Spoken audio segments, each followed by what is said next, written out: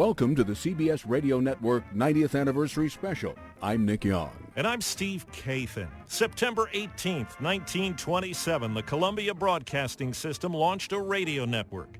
There were struggles at first, but by the 1930s, it was swinging. Benny Goodman's Camel Caravan put big band music in living rooms across the country. The network was the idea of Arthur Judson, a talent agent who couldn't get enough work for his clients on NBC. He got financial backing from the people at the Columbia Phonograph Company, and it all began with 16 stations, including WOR in Newark and KMOX in St. Louis. It grew to 22 affiliates within a year, and by the end of the 1920s, there were 114 in the CBS family. Today, CBS News Radio boasts more than 600 affiliates. CBS News correspondent Deborah Rodriguez takes us back through time.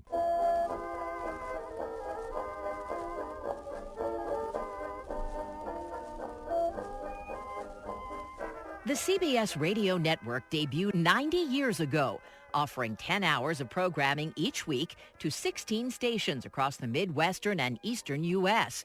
No copy of that first broadcast is known to exist, likely because it was not recorded. But archives indicate the program included the Don Voorhees Orchestra, which made this recording about the same time. Blue skies smiling at me, nothing but blue skies do I see. Now, to understand how big a deal this was, you have to appreciate that radio was the high-tech gadget of the jazz age. Prior to radio, what did you have? You'd be in your house somewhere in Middle America or anywhere, and your only entertainment was talking to your spouse or your kids, or maybe you had a piano and somebody would sing. Maybe you had a phonograph. Maybe you had player piano. But the idea of pulling voices live over the air from hundreds of miles, thousands of miles away, was mind-blowing. WCBS anchorman Wayne Cabot is a self-described radio geek, as is David Plotkin, Creative Services Director of WINS in New York. Remember, many houses didn't even have a telephone. So here you are, you're hearing this dance band or this dignitary come into your home, and you don't have to go out anywhere. You don't have to spend money to go out dancing.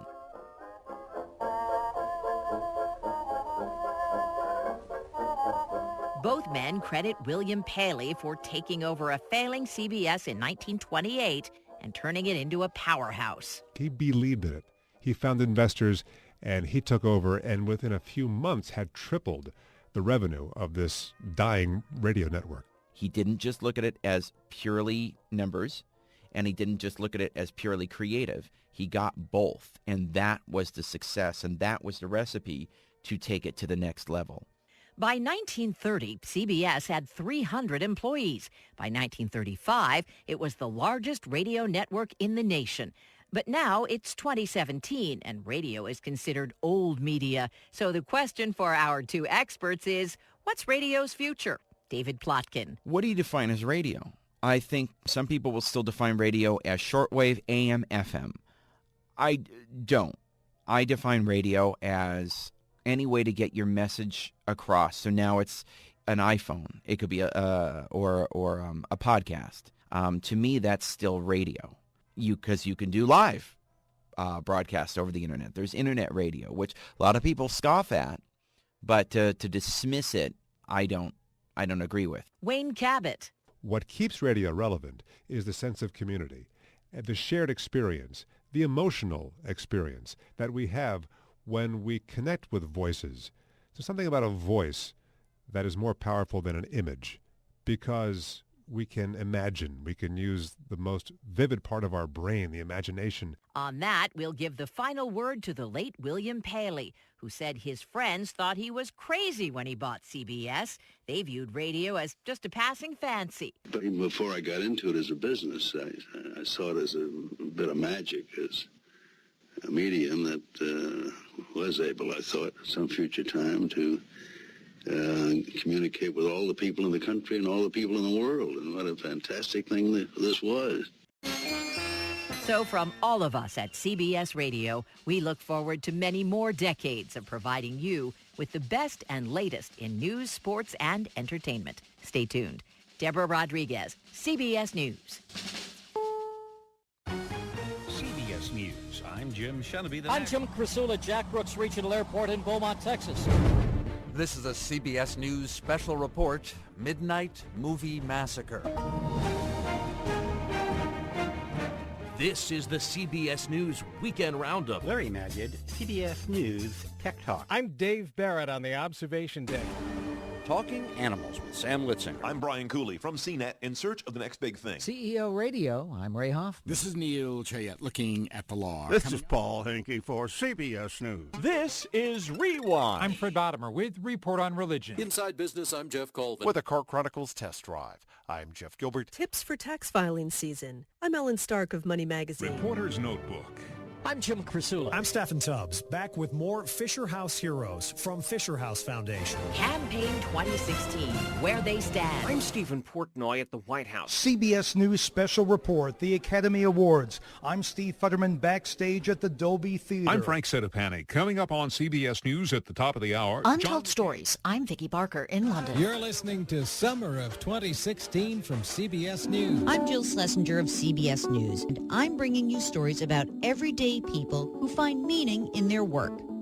These stories were gathered by StoryCorps. I'm Bill Bergoli with the CBS Entertainment Report. I'm Cammie McCormick at the Pentagon. What's in the news? I'm Steve Kathan. Eye on Washington. I'm Pam Coulter. This is Andrew Cohn, CBS News Radio Senior Legal Analyst, and this is Court Watch. I'm Deborah Rodriguez with your Daily Dish. I'm Peter King in Miami. And that's the World News Roundup. I'm Dave Barrett, CBS News. That's the sound of CBS News Radio today. But in the beginning, CBS was known best for its shows and entertainment programming like Arthur Godfrey, Jack Benny. Mr. Benny, didn't you do personal appearances in Europe last summer? Yes, I did. And you just finished producing a picture called The Lucky Stiff? Uh-huh. And didn't you just sell your program to CBS? Yes, that's right. Well, please let somebody else make a buck, will you? Life can be beautiful. Perhaps finally. In this, our generation, the goal will be reached, and all nations will come out of the night into a fuller realization that only through understanding, life can be beautiful. Lux Radio Theater. Ladies and gentlemen, the Lux Radio Theater spotlights Mr. Deeds Goes to Town, starring... And many others. Nick Young will take you down that road next. You're listening to the CBS Radio Network 90th Anniversary Special.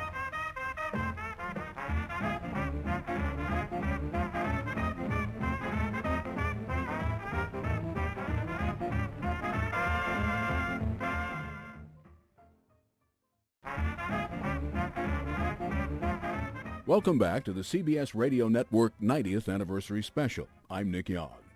When the Columbia Phonographic Broadcasting System first started, it wasn't news that dominated the airwaves. It was music and drama. Programming on CBS during the golden age of radio also included comedy, sports, and religion. One of the earliest programs on CBS was Nyla Mack's Let's Pretend. Hello, come on, let's go. It's time for Let's Pretend. With magic and with make-believe, our own real special blend. The show, which won 2 Peabody Awards, ran from 1934 until 1954. It was children's theater featuring performances of classics like Cinderella and Rumpelstiltskin. Perhaps one of the most well-known programs to come from CBS was Suspense. This is the Man in Black, here again to introduce Columbia's program, Suspense.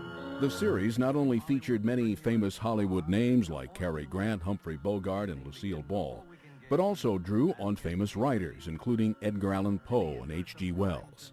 Now, even if you didn't hear the original show, you might have heard the episode with the biggest success, Sorry, Wrong Number, a story about an invalid woman who overhears the plotting of her own murder on crossed phone lines. Police Station, Precinct 43, Sergeant Martin speaking. Police Department? Oh, this is Mrs. Stevenson, Mrs. Elbert Smythe Stevenson of 53 North Sutton Place. I'm calling up to report a murder. I mean, the murder hasn't been committed yet, but I overheard plans for it over the telephone, over a wrong number that the operator gave me. Yes, ma'am. 2 men were talking, and they were going to murder some woman at 11:15 tonight. She lived in a house near a bridge. Are you listening to me? Yes, ma'am. Well, it's just unnerved me dreadfully, and I'm not well. Well, we'll look into it, Mrs. Stevenson, see if we can check it with the telephone company. Check it! Personally, I feel you ought to do something far more immediate and drastic than just check the call. I'd say the whole thing calls for a search. A complete and thorough search of the whole... I'm very near the bridge. Mystery and thrillers were among some of the most popular programs on radio in the early days. There was Mr. Keen, a detective drama that ran for nearly 20 years starting in the 30s. Lights Out. Lights Out brings you stories of the supernatural and the supernormal, dramatizing the fantasies and the mysteries of the unknown. We tell you this frankly. So if you wish to avoid the excitement and tension of these imaginative plays, we urge you calmly but sincerely to turn off your radio now. A police drama, Gangbusters. The CBS Radio Network presents Gangbusters, which dramatized actual police cases with the help of the FBI. And for those who wanted their mystery stories with a little camp, a la Elvira, there was Inner Sanctum Mysteries.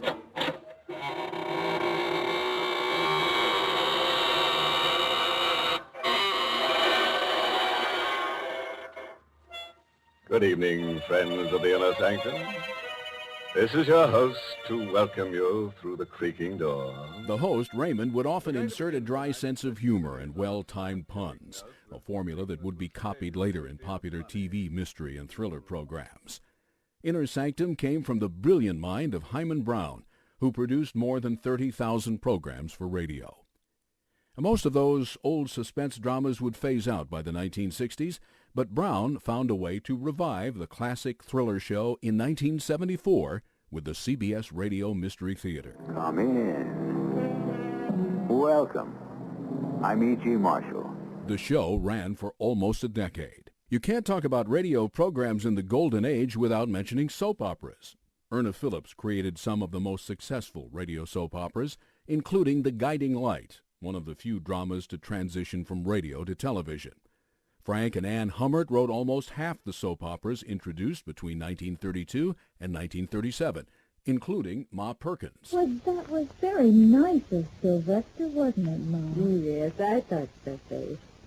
After he told me about it, he said he simply wouldn't dream of letting Evie and Willie take a chance with their little nest egg. Which ran on CBS from 1942 to 1960.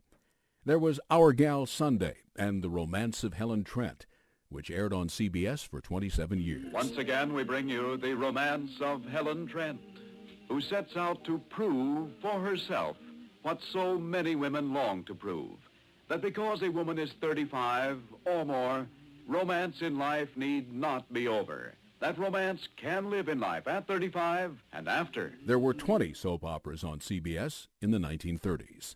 Arguably the most famous radio program has to be the historic War of the Worlds. Orson Welles created the CBS Mercury Theater Group, a drama company in New York in the 1930s. On October 30th, 1938, listeners tuned into CBS to hear... This is the end now. Smoke comes out, black smoke drifting over the city. People in the streets see it now. They're running toward the East River, thousands of them, dropping in like rats. Now the smoke's spreading faster. It's reached Times Square. It was an adaptation of H.G. Wells' War of the Worlds, but some people thought it was a real news broadcast about a Martian invasion. What made this show stand out was the fact that it was presented like a newscast, not a narrative. Newspaper headlines the next day reported that thousands were convinced the invasion was real. Wells said he was surprised by the response, being told immediately afterward how many phone calls CBS had received. But the broadcast proved the importance of electronic media. CBS would again get flooded with phone calls in 1945, not from fearful or angry listeners, but calls of congratulations for Norman Corwin's On a Note of Triumph. It can at last be said without jinxing the campaign. Somehow, the decadent democracies, the bungling Bolsheviks, the saps and softies, were tougher in the end than the brown-shirt bully boys, and smarter, too. The show celebrated Victory in Europe Day by Allied forces. The broadcast was so celebrated that CBS released this rebroadcast on record. And it wouldn't be CBS in Review without mentioning Arthur Godfrey. He spent 38 years on the air from the 1930s to the 1970s.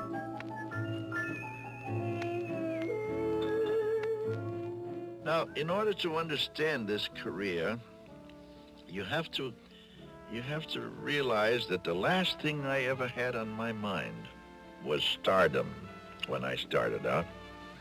It never occurred to me that I would be a star ever, any time.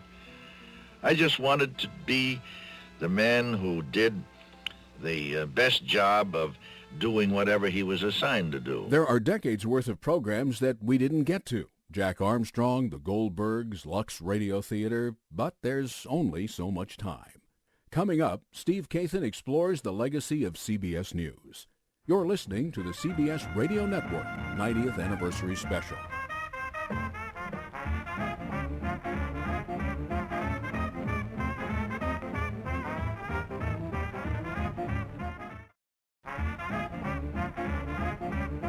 Welcome back to the CBS Radio Network 90th Anniversary Special. I'm Steve Kathan. Joining me now is Casey Murrow, the son of pioneer CBS journalist Edward R. Murrow. Hello, Casey. Hello, Steve. Well, Casey, what do you remember about your dad saying about his time at CBS, in particular those earliest days? I think he really revered CBS in an interesting way. He had a close relationship with Bill Paley through many, many years. And I think he was very proud of what he considered his service in terms of broadcasting. In those early days, success, of course, was not a given. Radio was just starting out, and when he got going, he and others were devising how to cover news for radio really from scratch. That's certainly true. And his hiring of the Murrow boys, or even in a more amusing way, his arrival in Vienna and his own first broadcast, which took place in March of 1938, I was noticing yesterday that that was only 11 or 12 years after CBS was established as a network. It's of course obvious after one glance at Vienna that a tremendous reception is being prepared.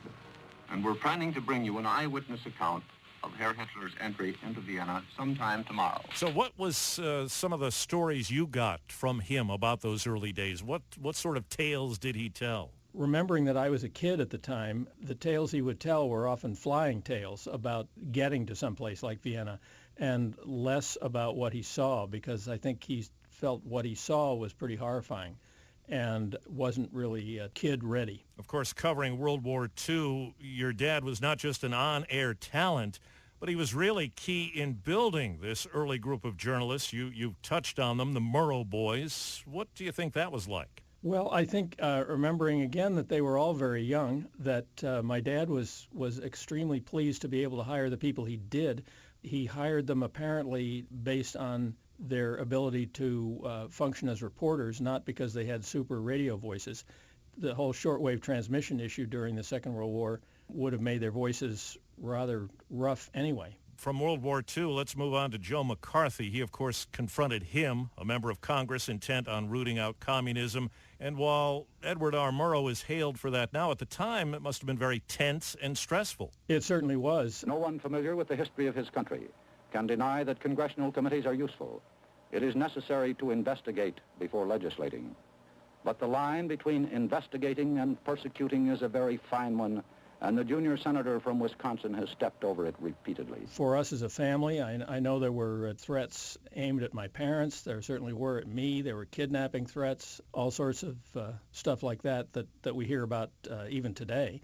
However, it was very interesting that Ed Murrow was able to not only do the television work he did around McCarthy, but also because he did a 7:45 in the evening radio news show, he was able to cover McCarthy on the radio in ways that perhaps didn't make it onto television for a while. And it was a time when journalists did editorialize perhaps a bit more than they do now. Your father certainly did when he had to, when the issue called for it during the McCarthy era. He certainly did on McCarthy, and in that radio news show, he had a commentary piece at the end that was editorial in nature that I think he enjoyed doing, too. He was comfortable taking on that role. He didn't see a conflict, really, with what he had to do otherwise?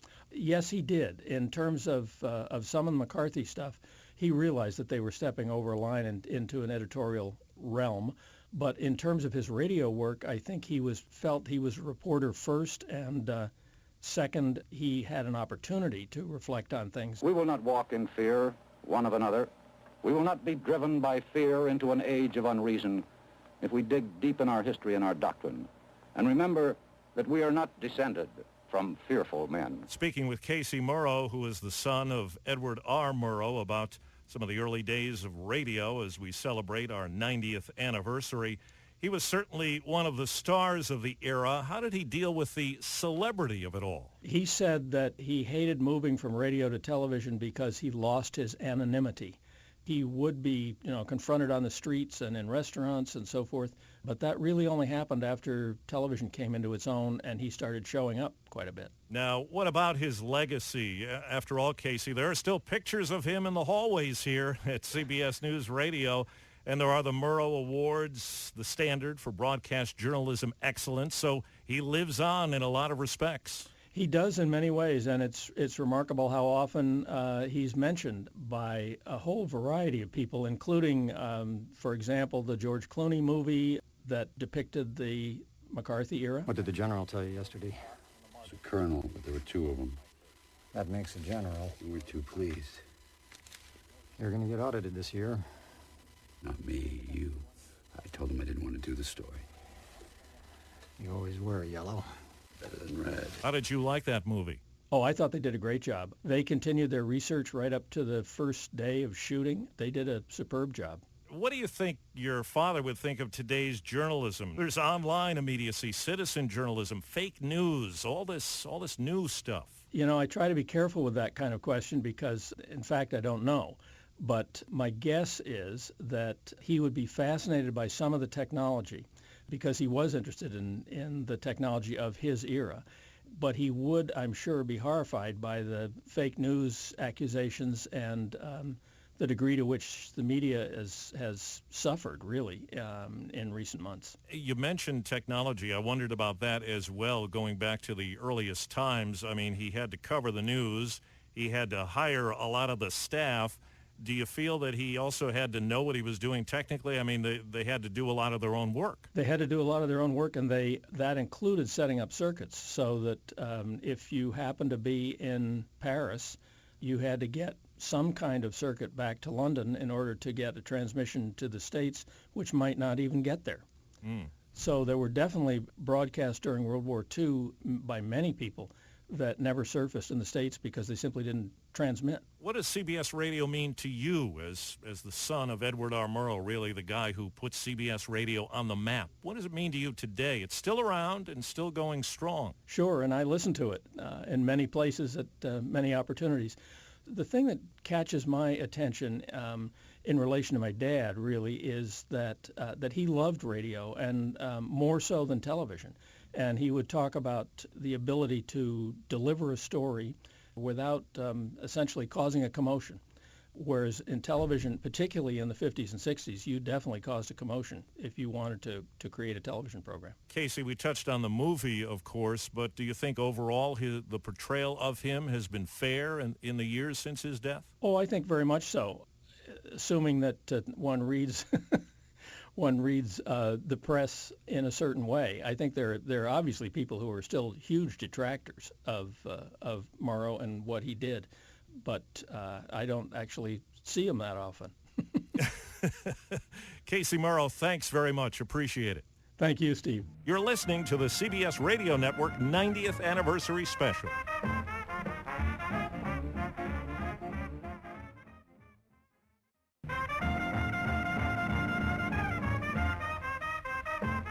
Welcome back to the CBS Radio Network 90th Anniversary Special. Imagine standing in your living room, no cell phone, no TV, no internet, and no immediate access to what's going on in the world. Radio was the revolutionary medium of its time in the 1930s and 40s. Live orchestras, fireside chats, and up-and-coming newsmen who would transport you half a world away in an instant. Ron Simon is the curator of television and radio at the Paley Center for Media in New York. He says the advent of radio was a unifier of the country. For the most part, the earliest form of entertainment on radio was music and variety. There was a orchestra or piano in many radio stations where they could always cut to the music. And it was really the music that first attracted the audience to radio.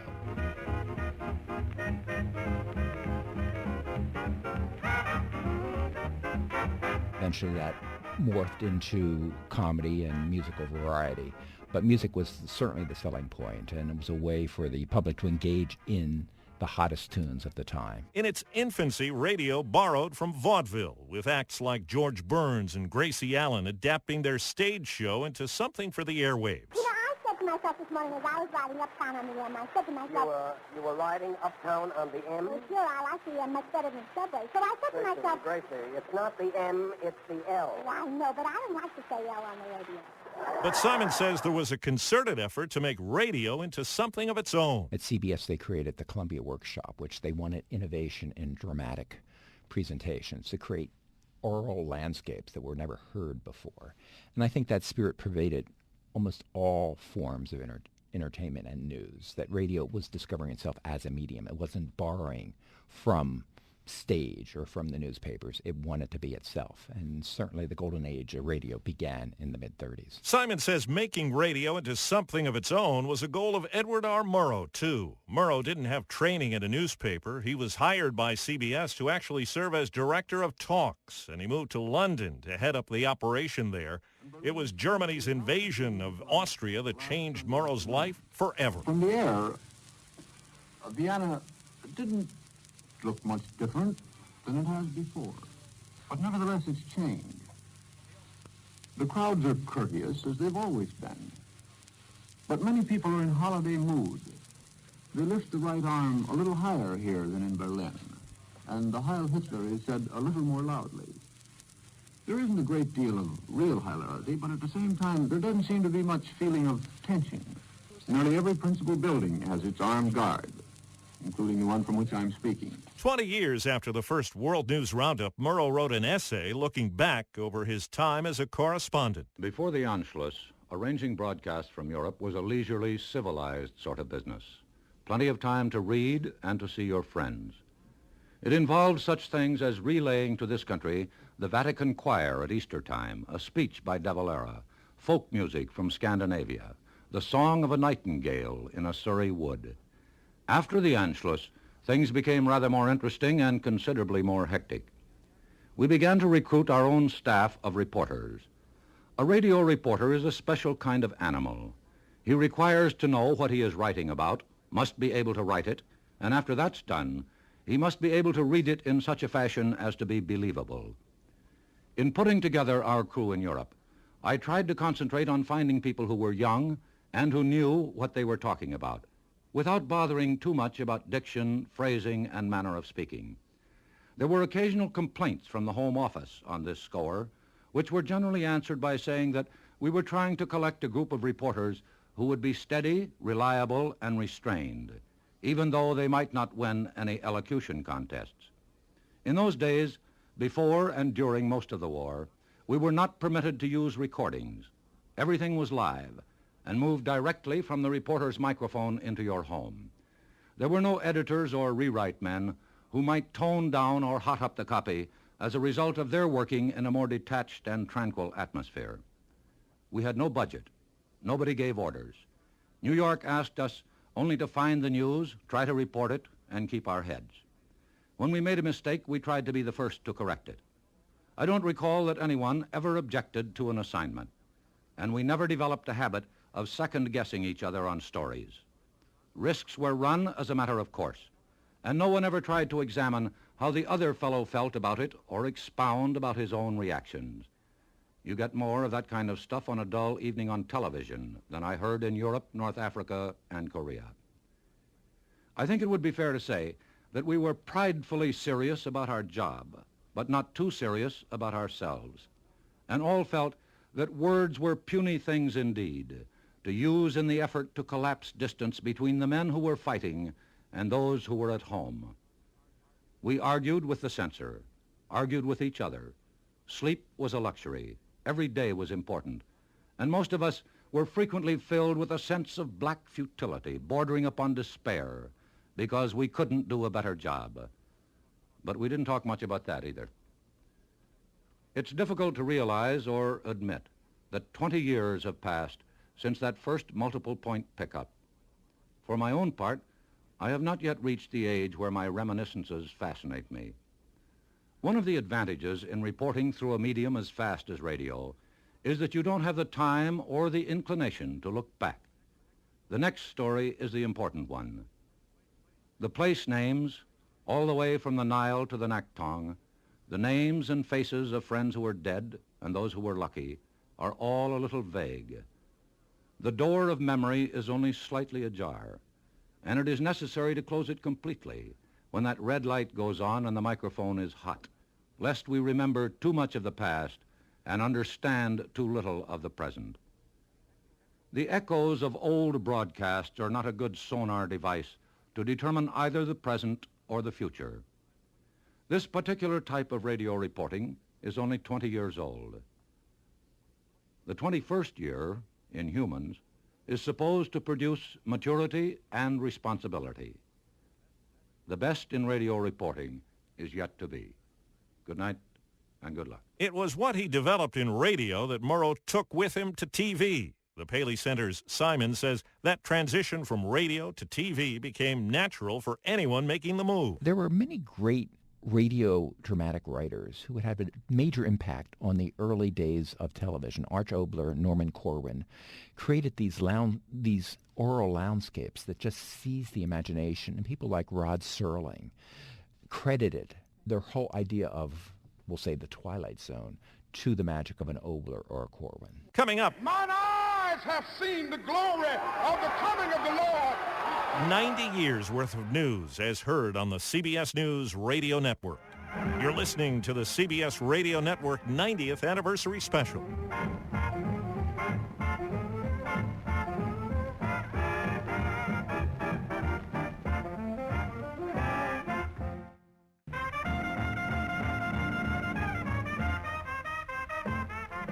Welcome back to the CBS Radio Network 90th Anniversary Special. I'm Nick Young.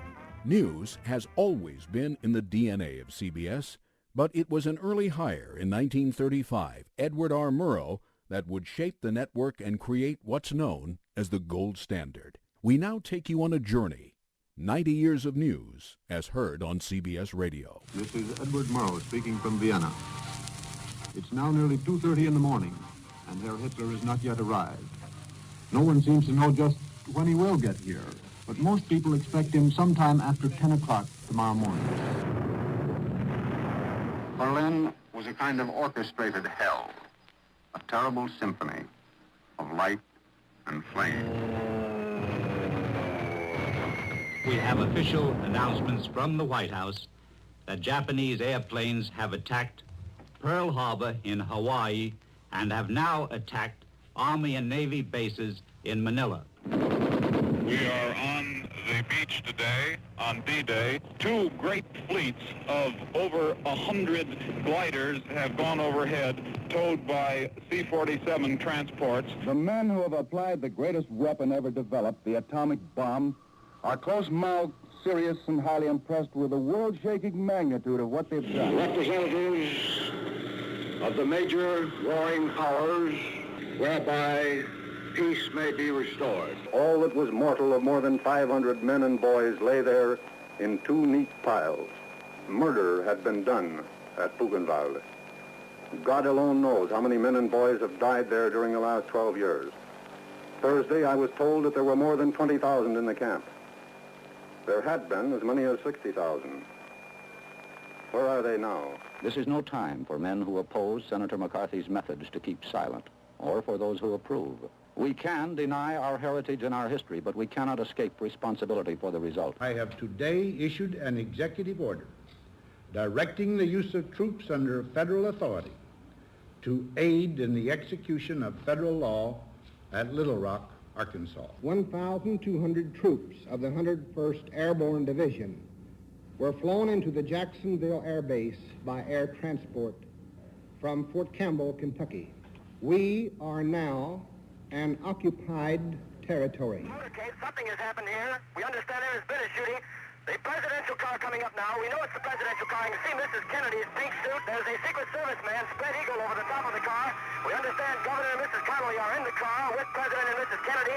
We can't see who has been hit, if anybody's been hit, but apparently something is wrong here. Something is terribly wrong. The North Vietnamese Army holding in the Citadel and holding an area called the Island. The battle for Hue has taken an odd turn here. I still hope that in a day or 2 or 3 days, the Marines will have cleared that section across the Perfume River in the Citadel, but they're waiting for air power. Dr. King had fallen already. I looked at the wound. It was just a real bad wound. It hit him in the right, just under his right cheek and neck, and he was bleeding rather profusely. The Eagle has landed. It's one small step for man, one giant leap for mankind. I shall resign the presidency effective at noon tomorrow. I regret deeply any injuries that may have been done in the course of the events that led to this decision. Our long national nightmare is over. A report relayed through the flight dynamics officer. A terrible thing. The vehicle has exploded. A terrible thing. Debris falling out of the sky, falling slowly, painfully, tragically slowly toward the Atlantic Ocean just a few miles offshore. The world is in a ideological struggle, and we're on one side and the Iron Curtain countries are on the other. This struggle we now are in, we call the Cold War. CBS News has learned that President Bush is planning a major military response to Iraq's invasion of Kuwait. From this ship at this moment, looking towards Kuwait, I can see the entire coastline on fire. Liberation Day in Kuwait City was one of wild emotion. CBS News correspondent Bob Simon this morning in Baghdad at the end of nearly 6 weeks in captivity at the hands of the Iraqis. As you can see, we've lost a little weight. We've aged a little, but we're fine. Yeah, I think I just saw O.J. Simpson on the 5 freeway. People are running every which way to get a look at O.J. Simpson. We, the jury, in the above entitled action, find the defendant, Orenthal James Simpson, not guilty of the crime of murder. People are streaming out of Lower Manhattan. A major exodus here. People stopped and turned around as they watched a whole top quarter of the building of one of the towers tumble. Huge plumes of smoke coming from that. We saw a lot of tears from people walking by. Both World Trade Center towers in New York City have collapsed. Thousands of people on the streets down here. They were all stunned. Some of them were crying. People trying to catch their breaths. There's no way to get in and out of this area. The subways have closed down, the bridges and tunnels. That plane cut into that building just like an axe into a birthday cake. CBS News correspondent Bob Orr says officials are very interested in finding the cockpit voice recorder of the plane that crashed in Pennsylvania. Houston kept calling. Columbia, Houston, UHF comm check. But there would be no answer. The downtown area is a mess. There's no power, water is limited, and streets are blocked by debris. We're seeing convoys of trucks pulling boats heading toward the 9th Ward, where there are reports of people trapped on rooftops. President-elect Obama, he will be the 44th President of the United States, the nation's first black president. There's an oil rig burning in the Gulf of Mexico. There was an explosion of fire on the Trans-Ocean Atlantic. That massive oil spill is closing in on the Gulf Coast, threatening to destroy fragile marshland. CBS News has learned Osama bin Laden is dead. There's been a shooting this morning at the Sandy Hook Elementary School in Newtown, Connecticut. When they were escorted out, they were told to close their eyes. The question on everyone's mind is why. You hear the tear gas canisters going off. You hear the sirens. It is a very frightening scene here in Ferguson right now. But I don't know where my son is. It is the worst mass shooting in American history. 50 people killed. Police Chief John Mina says the suspect was well armed. The weapons recovered from the suspect who is dead was a handgun and an AR-15 type assault rifle. Like many other places, people of all faiths, races, and sexual orientations will come together as one in sadness and in hope that this never happens again. At a news conference alongside the Emir of Kuwait, President Trump was asked if war with North Korea is inevitable. Nothing's inevitable. But he says military action is certainly an option for the U.S. North Korea is behaving badly, and it's got to stop. And that is the CBS Radio Network in 90 years. We hope you've enjoyed this hour journey back in time, but we look forward to many years to come.